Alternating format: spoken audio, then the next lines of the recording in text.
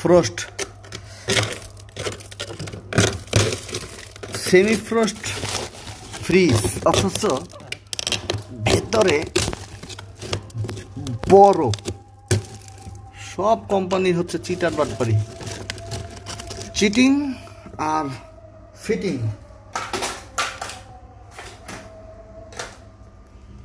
পেমেন্টের বেলায় ঠিক আছে, পেমেন্ট তারা সে জিনিস বুঝে না, কিন্তু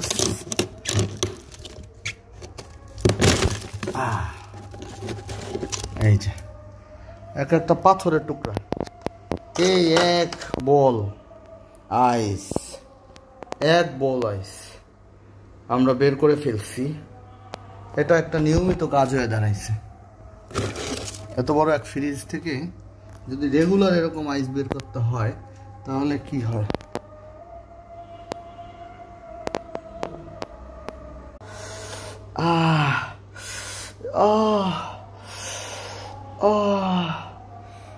বরফ, কোনো কাজ হলো?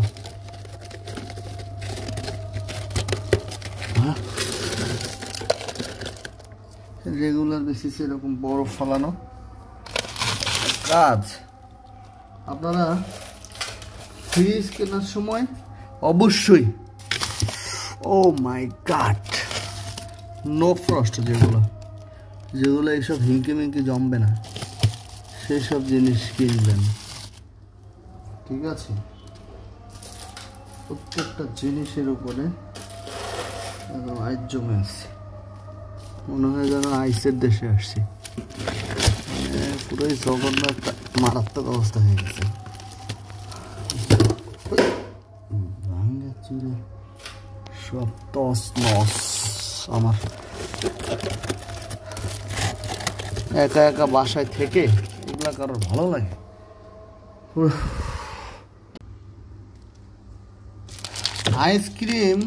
আইসক্রিম নরম হয়ে আছে, অথচ বরফ গলে না।